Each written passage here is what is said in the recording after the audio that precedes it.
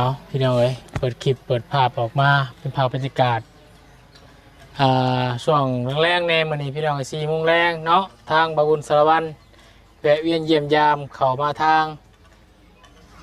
บ้านแก่งทองพี่น้องเนาะซึ่งเป็นบ้านของน้องหัวน้องจันน้องบุษบาตากลมพี่น้องเอ้ยคือได้ยินว่าน้องเพิ่นเป็นเวียกอยู่เวียงและได้ยินข่าวว่ากลับมาย้อนสาเหตุใดมาสร้างครอบครัวบ่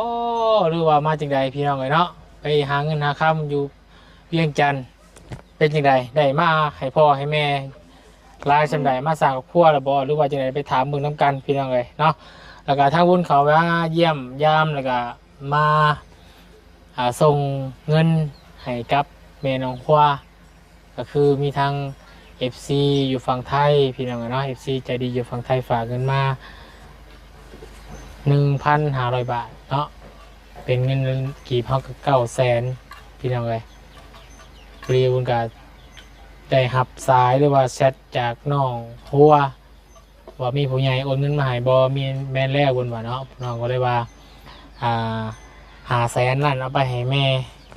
ให้แน่ว่าสันเนาะบุญก็เลยแวะมาให้แม่เพื่อนส่วน400,000นี่จะโอนไปกับน้องหัวเนาะก็เลยมาหาน้องบุตรก่อนเนาะคือว่าเห็นนางเจ้าอยู่ตะลุมตารางอยู่พี่น้องเลยเดี๋ยวขากลับออกไปจึงเอาเงินไปให้กับแม่น้องหัวพันเนาะเอาก่อนอื่นพี่น้องเลยขอกราบทักทายสบายดีพ่อแม่พี่น้องสบายดีมุ่งเพลินกันเบิดสุขสุขคนสบายดีFCผู้ใหญ่จุนเบิดทุกฐานเด้อยินดีต้อนรับเข้าสู่ช่อง YouTube บาบุญสารวัตรมื้อนี้พี่น้องเลยเนาะไปบอกทำกันเป็นยังไงอ๋อสบายดีพ่อสบายดีแม่ตู้สบายดีอายะขออนุญาตนี้ไม่เนี่ยดอเป็นยังไงบ่ได้เป็นฮะบ่ได้เป็นเลย มันเป็นยังไงโดยห่วยคือว่าดิ้นข่าวไปเห็นเวียกอยู่เวียงแม่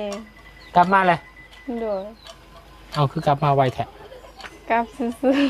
ฮะกลับซื่อกลับซื่อโดยเอาบริเวณเวียกหรือเปล่าจ๊ะบ่บริเวณเวียกซ้ำ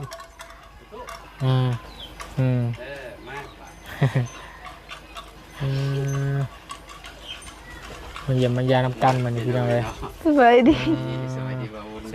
บายดีพี่น้องเลยสวัสดีพี่ตู้โอ้ไม่ได้พอเลยฮะไปโอ้บ่ได้เห็นกันโดนเนาะ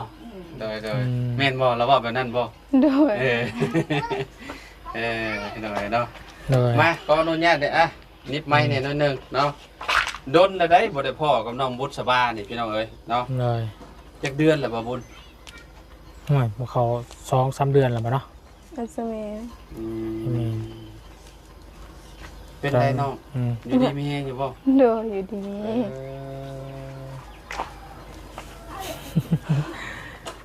คือว่ากลับมาไวแท้เนาะ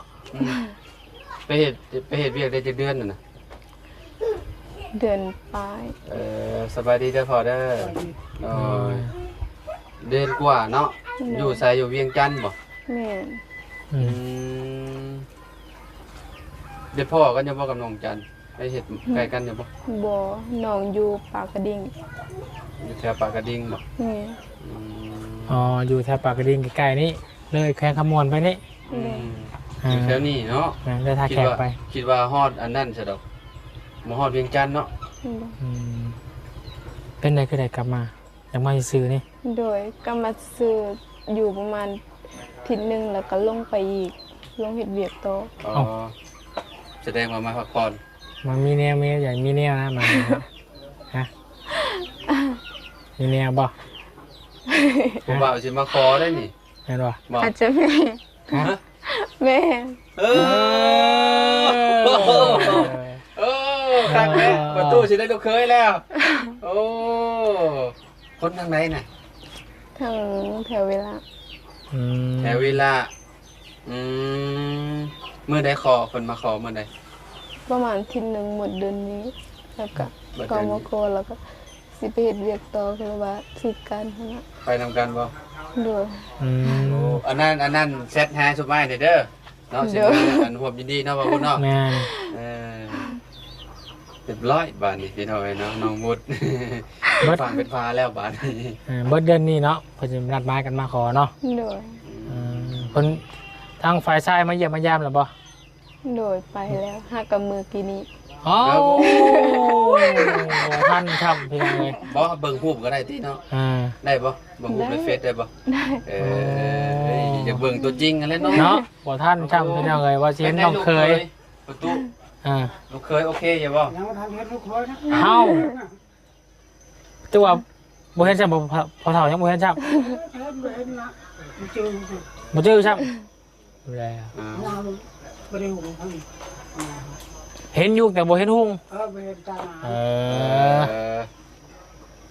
อ ปีในรถความชีวิต เห็นอยู่แต่ว่าบ่เห็นพอบ่เห็นหุ่งเห็นบ่ชัดเนาะอ่า ประตูเห็นบ่ชัด อืม อะไร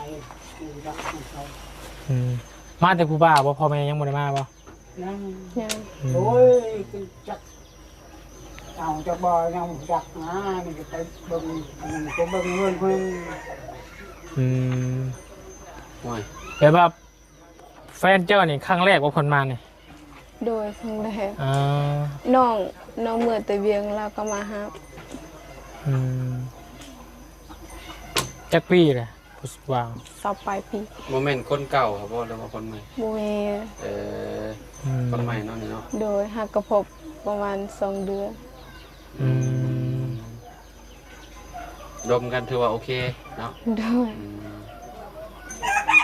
ก็ดีแล้วเนาะคันว่า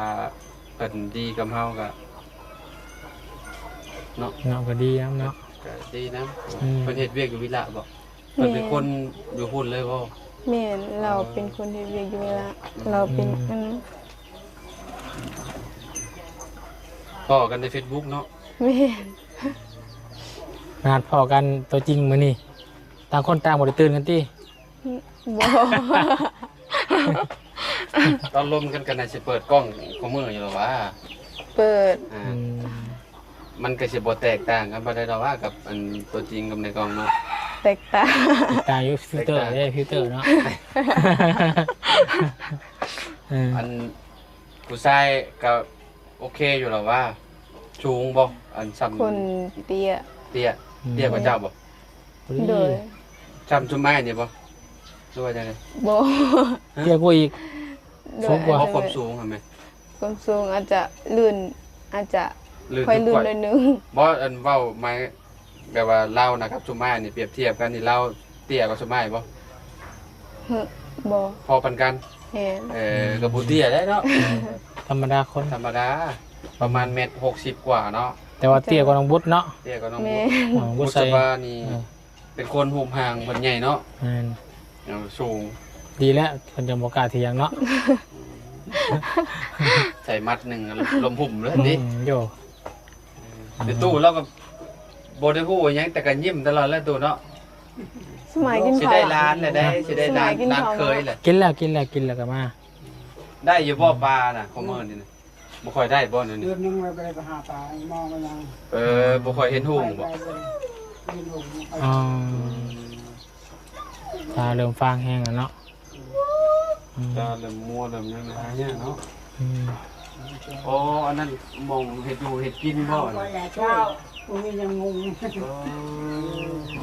ขาบก็ได้ติบอลนนครัวบ่ ช่วย แม่นบ่กลัวเพิ่น ช่วย เฮ็ ช่วย ดความดังเพิ่นนำไฟ ได้ ได้เงินมาจากร้านบุตร เอามือ3 ล้าน แล้วก็ยังเหลือล้าน7แล้วก็ซื้อเขากระสอบหนึงแล้วก็อันนั้นใส่หนี้พี่น้อง700,000แล้วก็หมดเลยบ่เหลือหยัง เอาบัตรไปได้สบัด เบิดไปละหัวหน้าจ่ายให้ อืม นี่ สมมติว่าได้ตกลงปรงใจกันแต่งงานกันนี่ผัวแล้วมาอยู่นำบ่หรือว่าจะไปอยู่นำผัว อยู่นำพระเจ้า จะไปอยู่พุ่นบ่ อาจจะมี อืมไผสิเบิ่งพอบัดคือว่าให้เรามาอยู่นำ เราอยู่พอเรากับเท้า อ บ่มีไผเบิ่งมีแต่เราผู้เดียวหาเงินสร้างครอบสร้างครัว บ่มีพี่น้องจักคนน่ะสั่งตัวบ่มี บ่มีมีแต่เราผู้เดียวแม่ ลูกชายเดียวเนาะ พอเราก็เฒ่า เท่าสำคัญก็พอจังนี่บ่ บ่พอข่อยยังนมพอเราเฒ่าเอง ฮะ โอ้เท่าอีก พอเรายังเท่าก็พอเจ้าอีก แม่ เอาคือแบบเราได้เมียแบบได้เมียน้อยบ่เมียแบบเมียหนุ่มบ่เดินได้ก็ แม่เมียเรายังนม แสดงว่าเท่าได้เมียเด็กเนาะลูกก็อายุประมาณ20ปลายเนี่ย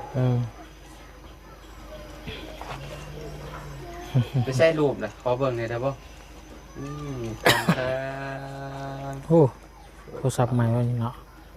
ตัวสัพพเจ้า สับไปสับ โทร เจ้า ศัพท์ไผนี่ สับผู้บ่าวบ่ iPhone แม่ ครับ สับผู้ โอ้ บ่าว ใส่ iPhone อีกว่าแล้วก็ iPhone ยังบ่ iPhone X บ่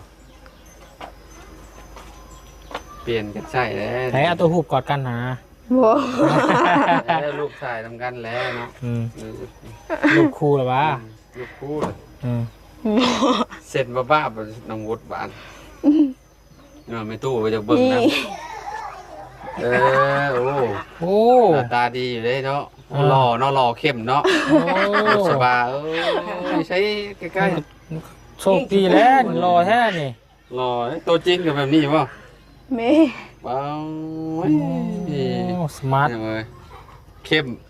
เนาะหล่อคิ้วกงโอ้เท่เด้อบุษบาร อตัวนี่สบาย รอแต่พ่อกับเจ้าอาจจะว่าเห็นบ่น้องหัวบ่น้องหัวเป็นเพื่อนกันอยู่ด้วยกับน้องเนาะแต่เนาะ แม่ เห็น เอากะผู้บ่าวเก่าน้องหัว ผู้บอกการของหัว แม่ นี่ไร แม่ แหละ กระเจ้าตอนยังอยู่เฮ็ดเวียกเป็นรปภนะ เราเป็นรปภบ่ บ่แม่นน้องหัวหั่นนะตอนเป็นเวียกอยู่เป็น เป็น ร ร ป ป ภ ภกับคบกับผู้นี่ แม่ คบได้จักเดือนเลย2 เดือน 2 เดือน เราสิมาแต่งแท้มาขอแท้บ่ แม่นเอากะน้องไปเฮือนเจ้าแล้ว อ๋อไปแล้ว พ่อแม่กับเจ้าว่าจะได้ทางนั้น เอากะก็ว่าคันหักแท้ละมาขอ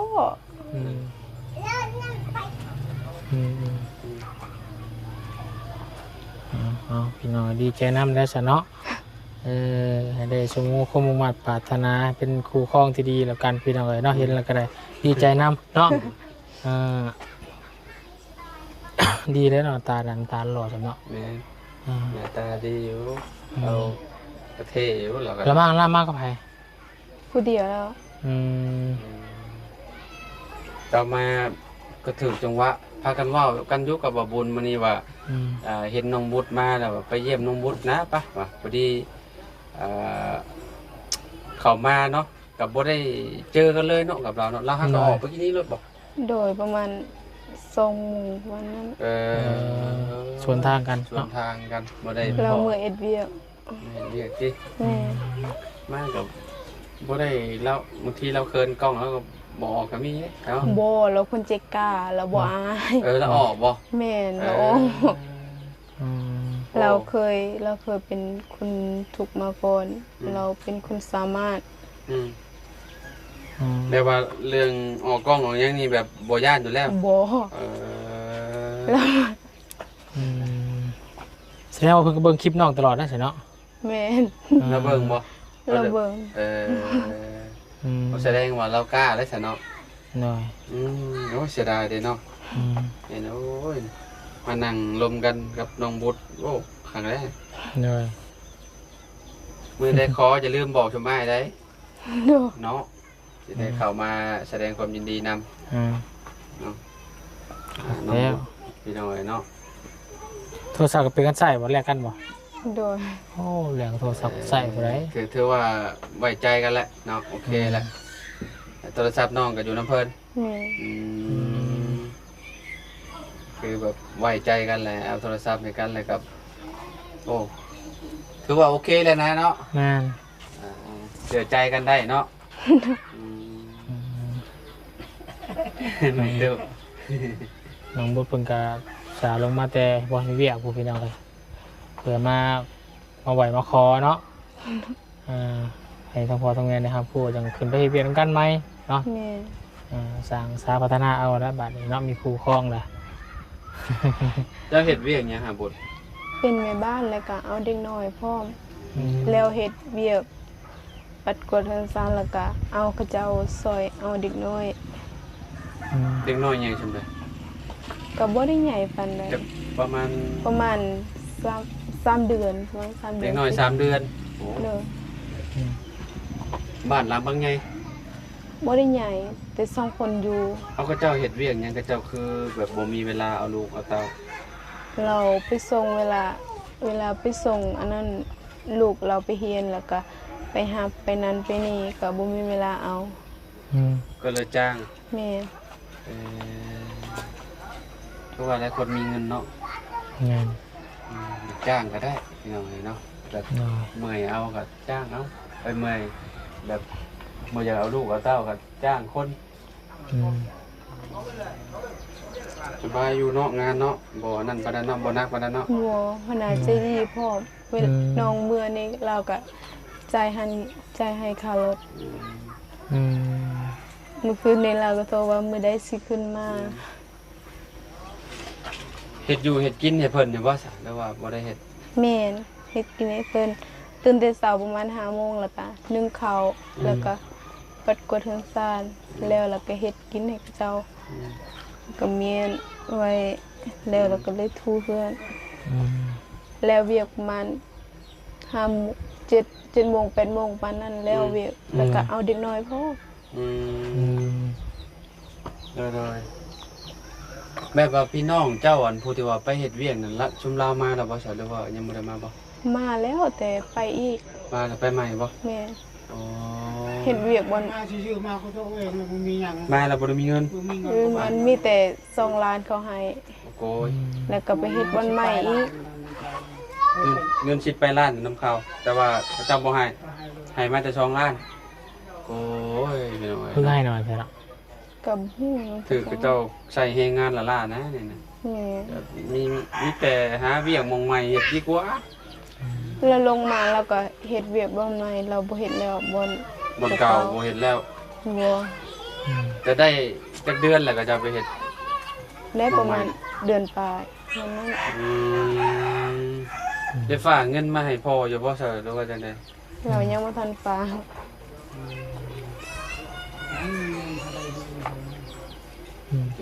ยังบ่ทันออก เนาะเฮ็ดงานเด้เสียเป็นเสียตายแบบที่เจ้าบ่จ่ายเงินแน่น เอา อน 5 คนนี่บ่ได้เงิน เออเนาะใครในเนาะตู้เนาะบัดนี้ได้นอนเฮือนหลังงามแล้วเนาะบ่คนบ่หัวซะแล้วเนาะถือว่าโอเคแหละคือดีแหละบัดนี้เนาะได้ยังมาให้พ่อตู้เรากิน มื้อนี้น่ะ อืม ซื้อปิ้งไก่ติสโปนแต่เขาเราบ่ได้กินไก่ เราบ่กินไก่ โดย เรากินไก่บ่ได้เจ็บแข้งเจ็บขาบ่ บ่แม่นเรากินยาโตพอต้องฟังไทยหั้นนะฝากมา กินเค้กข้าง อืม หวย วานนี่ครับ อืม เดี๋ยวเคาะ บ่ตูนเอามาให้บ่ เจ้า ๆแม่ อืม ยาได้ นัดนะ ยา นัดนะ เนาะ ยาเจ็บเอว มันเน่าเลย เออ ลาเมียเนี่ยโตแล้วต้มกิน ต้มกินเนาะ มีแต่มือมาขออย่าลืมส่งหากันเด้อเสียเป็นสักขีพยานให้แต่ว่าได้อยู่ถึงมือเขาขึ้นมาเนาะอาจารย์เนาะ แม่ถ้ามือบ่ถือแบบบ่ได้เห็นกันแหละเนาะโด โอ้ ย ยนี่ก็นี่คือการก็ไอ้ก็บอกไปเอามาใช้การแล้วก็ไปต่ออีก ว่าสิไปเฮ็ดเวียก เอาเงินกลางมาโปงเนาะ เ แม่นสิมีใบยังยืนแล้วก็ไปเฮ็ดเวียกต่อไปเฮ็ดเวียกนำกันแล้วก็แล้วเฮ็ดเวียกแล้วก็มื้อใดมีเงินแล้วก็แต่งเอา ไปหาเงินนำกันนะว่าไงเนาะ ห้างนั่นนี่นะ เนี่ย ดาว หึ ห้า พอหางลึกนึง อ้าวเหรอเออก็ดีแหละลูกได้ลูกท่านใส่เนาะ แม่ เนาะพอก็ดีแหละได้ลูกท่านใส่เลยจักปีลูกชายเรา ประมาณ 2-3 ปี บ่ฮอดกว่าประมาณ4 ปี 4 ปี 5 ปีประมาณ โอ้ นั้นใหญ่แล้ว นี่แหละ ใส่ได้แล้วสำนะเนาะผู้ชายบ่ ผู้ชาย อันดีโอ้ได้ลูกท่านใส่นี่ อันนี้น่าพันเดิมว่ายังเกาะสิ่งยังเกาะเพื่อนสิ่งหัวแทนลูก ก็ดีนี่แถมลูกมา อืมอืม ผลิตอีกบัด เฮ้ย